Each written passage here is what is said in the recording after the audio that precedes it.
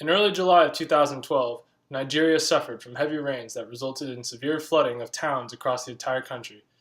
To date, millions of people have been displaced and the flooding has killed over 300 people. Many may claim that this event was random and unpredictable. However, our team has concluded that the flooding could have been predicted through technologies such as weather satellites and geographical analysis. Tools such as the emergency broadcast system, like we have in the United States, could have been used to help relieve the severity of the disaster. The resiliency and readiness of the current technology of Nigeria to deal with this natural disaster was extremely poor. The riverbeds were in poor condition due to the large amounts of dredging that occur in the country, and river levees and dams were either non existent or uncared for. The buildings of towns near the rivers were not elevated, so they were susceptible to water damage, and there was no clear first responder system established to aid those in need. Our team has analyzed the failures of the Nigerian flood response and recovery phases of this disaster and have summarized several points key to identify what technologies could have been used to alleviate the suffering of the Nigerian people. After the flood begins, there needs to be widespread knowledge of the event among residents to inform and prepare them for what lies ahead. Currently, approximately 51% of Nigerians do not have access to cell phones, one of the fastest and most convenient communication devices available. There needs to be further expansion and modernization of the fixed line telephone networks, as its quality sometimes presents a problem. Various broadcast media should be used as well. All 36 states within Nigeria operate TV stations. Being that so many residents have access to this communication outlet, TV should be utilized. There are many different ways in which support can be provided to those in distress. The federal government distributed $110 million to many states. The Presidential Committee on Flood Relief and Rehabilitation raised $76 million. The European Commission invested $9,437,432 to support nutrition programs. JICA allocated emergency relief of $649,270 for tents, blankets, and water purifiers. IFCR contributed $2.95 million. ECOWAS donated $382,000. All this money can be used to better the living situation of those who face the flood. Currently, Nigeria has 53 airports, and we believe the best way to plan delivery of food and other resources is flying them through Nigeria. Also, this money can be used to enhance the technology, communications, resources, and transportations currently available.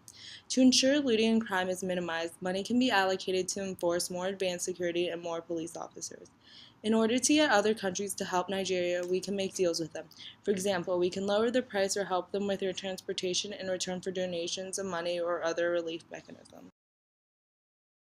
Following the Nigeria flood, there are many tools and programs that can be implemented to have the smoothest recovery.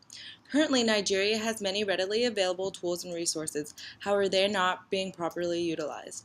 In 2011, Nigeria successfully launched two Earth observation satellites, NigeriaSat-2 and NigeriaSat-X, which could be used to monitor weather in a region seasonally ravaged by disasters. Being that the flood occurred in 2012, these technologies are not being maximized. Funding and continual modifications should be made to accurately inform residents of possible weather dangers. Since many people in Nigeria use cell phones could be the primary way to provide information to the people. Text messages, emails, and videos could be sent to all these people to provide them with day-to-day updated information. The information could also be sent using the internet.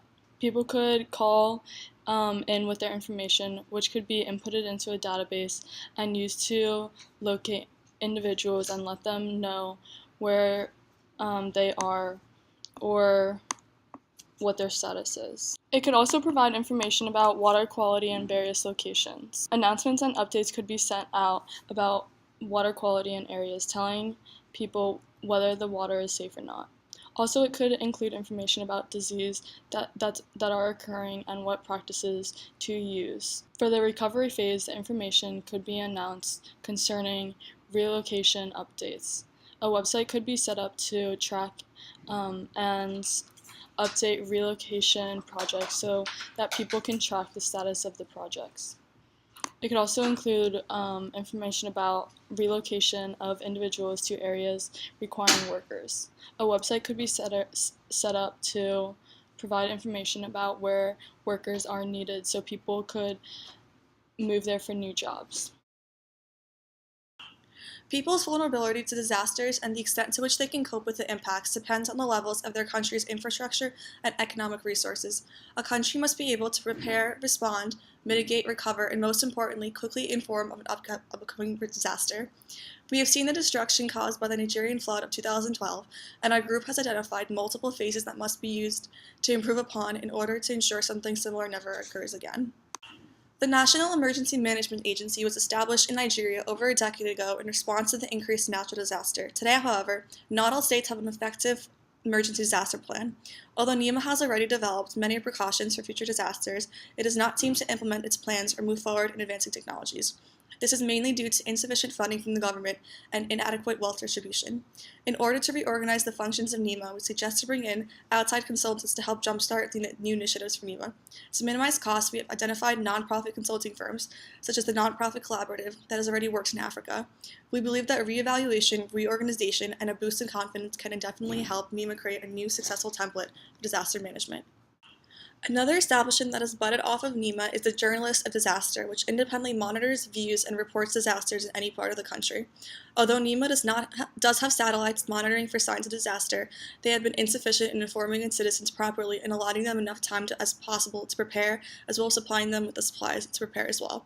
In order to increase the networks of communication in Nigeria, there must be access to one or more of the following in each household: cell phones, televisions, radios, newspapers, or computers. We chose to focus on cell phones as the main source of information to distribute in Nigeria.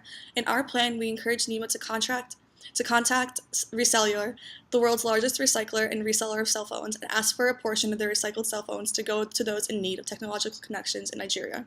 In America alone, between 100 and 130 million cell phones are thrown away each year. If even a slight percent of these are given to those in need in Nigeria, citizens will be able to instantly receive information about weather patterns and possible upcoming disasters, such as the record high rainfall in 2012. This has already been developed in Kenya, where the government uses text messages to alert farmers of upcoming bad weather. Most of all, we want to emphasize the importance of global awareness and the power people hold by using technology to raise money and help those in need, like those affected by the Nigerian flood. State and local governments in Nigeria alone cannot harness the power of social media themselves. It is up to the users of the social media to influence and change in the way the country prepares and responds to disasters. After the 2010 Haitian earthquake, Humanity Road volunteers tracked official hospitals and helped organize and communicate accurate information directly from hospitals to the Coast Guard, giving rescuers a more complete picture of the situation. Haiti also relied highly on donations that were publicized on media such as Twitter and Facebook. Nigeria must implement those same resources in order to help raise money for the preparation, response, and recovery phases. The challenges of disaster management in Nigeria is everybody's challenge, most especially the media, who can use their platforms to alert the public on dangers of disasters through advanced technology. While the media has the right to give priority attentions to big news on disaster happenings, they should also be fair enough in informing and educating the public on disaster management, which is quite cost-effective to save lives and properties of Nigerian people.